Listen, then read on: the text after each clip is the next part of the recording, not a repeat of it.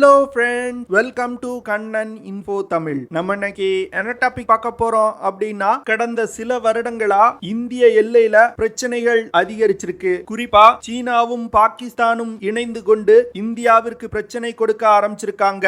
வரும் காலத்துல இந்தியா சீனா மற்றும் பாகிஸ்தானுடன் ஒரு டூ ஃப்ரண்ட் வாரை சந்திக்க நேரிடும் அப்படின்னு டிஃபென்ஸ் எக்ஸ்பர்ட்ஸ் சொல்றாங்க. இந்த சூழ்நிலையில சீனா மற்றும் பாகிஸ்தானை எதிர்த்து போரிடுவதற்கு 5 முக்கியமான ஆயுதங்களை தன்னுடைய படையில் இணைச்சிருக்காங்க. இந்த 5 ஆயுதங்களும் வரும் காலத்துல நடக்க உள்ள யுத்தங்கள்ல இந்தியாவிற்கு பேருதவியா இருக்க போகுது. இந்த வீடியோல இந்தியா சீனா மற்றும் பாகிஸ்தானை எதிர்த்து போரிடுவதற்கு படையில் இணைச்சிருக்க 5 ஆயுதங்கள் என்ன, அந்த ஆயுதங்களோட செயல்திறன் என்ன, இந்தியா இந்த ஆயுதங்களை பயன்படுத்தி சீனா மற்றும் பாகிஸ்தானுக்கு எப்படி பதிலடி கொடுக்க முடியும் அப்படிங்கிறது குறித்து நம்ம டீடைலா இந்த வீடியோல பார்க்கலாம். நம்ம சேனல்ல டிஃபென்ஸ் ரிலேட்டடா தினம் ஒரு வீடியோ பப்ளிஷ் பண்ணிட்டு இருக்கோம். உங்களுக்கு டிஃபென்ஸ் ரிலேட்டடான செய்திகளை உடனுக்குடன் தெரிஞ்சுக்கிடணும்னா நம்ம சேனலை சப்ஸ்கிரைப் பண்ணி சப்போர்ட் பண்ணுங்க. நீங்க பண்ற ஒவ்வொரு சப்ஸ்கிரிப்ஷனும் எனக்கு அடுத்த வீடியோஸ் போடுறதுக்கு ஒரு மோட்டிவேஷனா இருக்கும். இந்தியா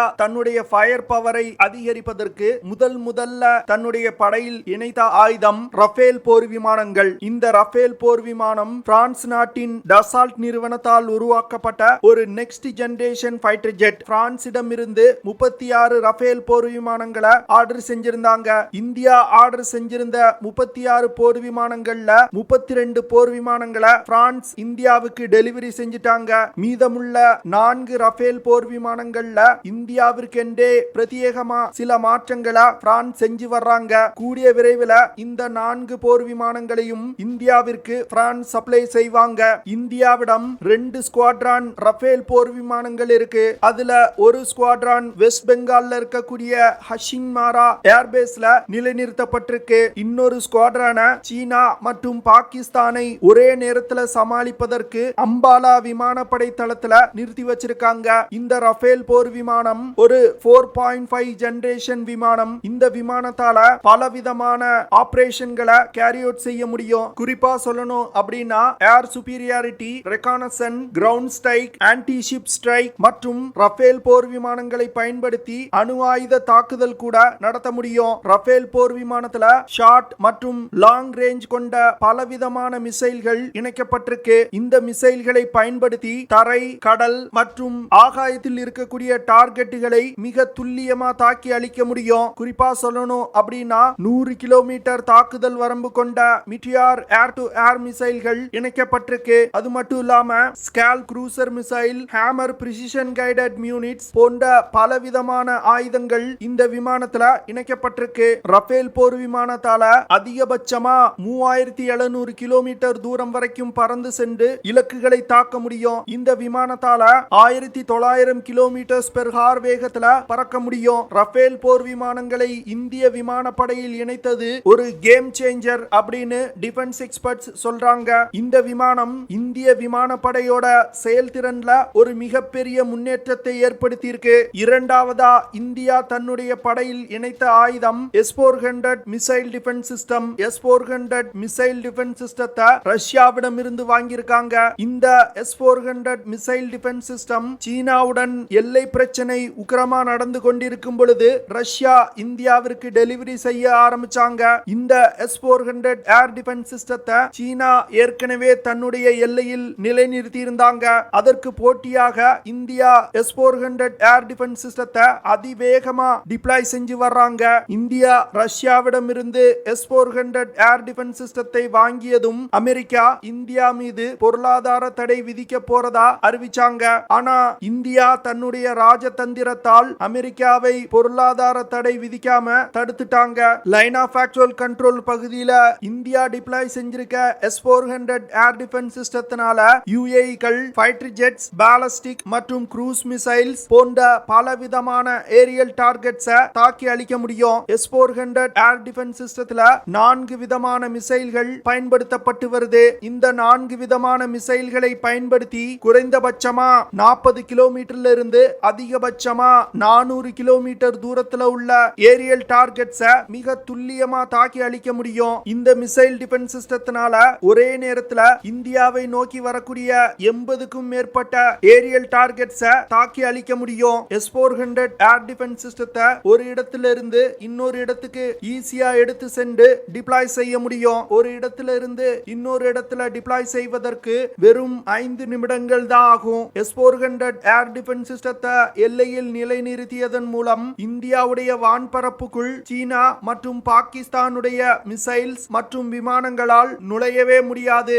மூன்றாவது ஆயுதம் MQ-9 ரீப்பர் ட்ரோன். இந்த ட்ரோனை இந்தியா அமெரிக்காவிடமிருந்து வாங்கியிருக்காங்க. தற்போதைய நிலையில் இந்திய கடற்படையில 3 MQ-9 ரீப்பர் ட்ரோன்கள் லீஸுக்கு எடுத்து பயன்படுத்தப்பட்டு வருது. இந்த ட்ரோன்களை பயன்படுத்தி சர்வேலன்ஸ் மற்றும் ரெகானசன்ஸ் ஆபரேஷன்களை கேரி அவுட் செய்ய முடியும். அதே வேளையில எதிரிகளின் முக்கியமான இலக்குகள் மீது மிக துல்லியமான தாக்குதல்களையும் நடத்த முடியும். அமெரிக்காவிடமிருந்து 30 MQ-9 ரீப்பர் ட்ரோன்களை வாங்க திட்டமிட்டிருக்காங்க. இந்த 30 ட்ரோன்கள்ல 3 சர்வீஸ்களுக்கும் தலா 10 ட்ரோன்கள் வழங்கப்பட உள்ளது.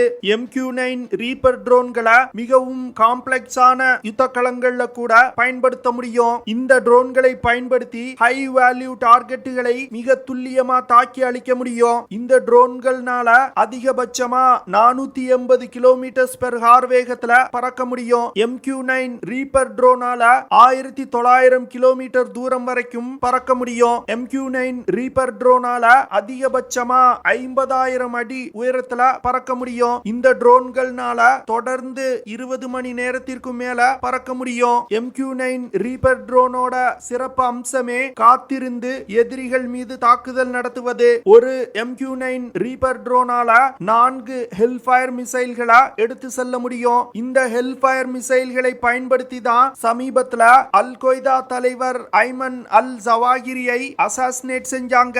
இந்திய படையில் இணைக்கப்பட்ட 4வது கேம் சேஞ்சர் ஆயுதம் தேஜஸ் லைட் காம்பேக்ட் ஏர்கிராஃப்ட். தேஜஸ் லைட் காம்பேக்ட் ஏர்கிராஃப்ட் இந்தியாவிலே உருவாக்கப்பட்ட ஒரு அதிநவீன போர் விமானம். சமீபத்துல இந்திய விமானப்படை HAL நிறுவனத்திடமிருந்து 83 தேஜஸ் Mk-1A விமானங்களை வாங்க போறாங்க. இந்த 83 போர் விமானங்கள்ல 73 போர் விமானங்கள் சிங்கிள் சீட்டர் விமானங்கள், மீதமுள்ள 10 விமானங்கள் ட்வின் சீட்டர் விமானங்கள். தேஜஸ் விமானத்தால அதிகபட்சமா 13,500 கிலோகிராம் எடையை சுமந்து கொண்டு பறக்க முடியும். இந்த விமானத்தால மாக் 1.6 அப்படிங்கிற வேகத்துல பறந்து சென்று இலக்கை தாக்க முடியும். அதாவது ஒலியின் வேகத்தை விட 1.6 மடங்கு வேகத்துல இந்த விமானத்தால் பறக்க முடியும். தேஜஸ் விமானத்தால அதிகபட்சமா 3200 கிலோமீட்டர் தூரம் வரைக்கும் பறக்க முடியும். இந்த விமானத்துல பல்வேறு விதமான ஆயுதங்கள் இணைக்கப்பட்டிருக்கு. குறிப்பா ரஷ்யா, இஸ்ரேல், பிரான்ஸ் போன்ற பல நாடுகளால் தயாரிக்கப்பட்ட ஆயுதங்கள் இந்த விமானத்துல இணைக்கப்பட்டிருக்கு. Air to air missile, air to surface missile, anti radiation missile, anti ship missile, precision guided units போன்ற பல விதமான ஆயுதங்கள் இந்த விமானத்துல இணைக்கப்பட்டிருக்கு. இதனால இந்த விமானத்தை வாங்குவதற்கு பல நாடுகள் முயற்சி செய்து வந்துகிட்டு இருக்காங்க. தேஜஸ் விமானத்தை அதிகமான காம்போசிட் மெட்டீரியல்களை கொண்டு உருவாக்கி இருக்காங்க. இதனால இந்த விமானத்தை ரடார்கள்னால அவ்வளவு எளிதா கண்டுபிடிக்க முடியாது. இந்த விமானத்தினால சூப்பர் சானிக் வேகத்துல பறந்து சென்று அஃபென்சிவ் ஆபரேஷன்களையும் கேரி அவுட் செய்ய முடியும். தேஜஸ் விமானங்கள் தற்போது இந்திய விமானப்படையில் பயன்பாட்டில் உள்ள MiG-21 பைசன் விமானங்களை ரீப்ளேஸ் செய்ய போகுது. இந்தியா கைவசம் உள்ள 5வது ஆயுதம் இந்தியாவுடைய மிசைல்கள். DRDO தொடர்ந்து பலவிதமான மிசைல்களை சோதிச்சு வர்றாங்க. அதுல குறிப்பா சமீபத்துல அக்னி பிரைம் அப்படிங்கிற ஒரு மிசைல சோதிச்சாங்க. இந்த மிசைல் தற்போது இந்தியாவிடம் உள்ள மிசைல்களை விட அதிநவீனமான மிசைல். அக்னி பிரைம் மிசைல் ஒரு மீடியம் ரேஞ்ச் பாலிஸ்டிக் மிசைல். இந்த மிசைல்னால 2000 கிலோமீட்டர் தூரத்துல உள்ள இலக்குகளை மிக துல்லியமா தாக்க முடியும். அக்னி பிரைம் மிசைல மிக எளிதா ரோட் மற்றும் ரயில் மூலமா இந்தியாவின் எந்த ஒரு பகுதிக்கும் எடுத்து சென்று லான்ச் செய்ய முடியும். அது மட்டும் இல்லாம அக்னி பிரைம் மிசைல் ஒரு கேனஸ்டர் மிசைல். இதனால இந்த மிசைல்ல வெடிபொருள் நிரப்பப்பட்டு தாக்குதல் நடத்துவதற்கு எந்நேரமும் தயாரா இருக்கும். சமீபத்துல DRDO பிரளயா அப்படிங்கிற மிசைல சோதனை பண்ணாங்க. இந்த மிசைல் ஒரு ஷார்ட் ரேஞ்ச் பாலிஸ்டிக் மிசைல். பிரளயா மிசைல்னால 150 கிலோமீட்டர்ல இருந்து 500 கிலோமீட்டர் தூரத்துல உள்ள டார்கெட்ஸை மிக துல்லியமா தாக்க முடியும். அடுத்து ஹெலிகாப்டர்கள்ல இருந்து லான்ச் செய்யக்கூடிய ஆன்டி டேங்க் மிசைல்ஸ வெற்றிகரமா இந்தியா டெவலப் டெவலப் செஞ்சிருக்காங்க.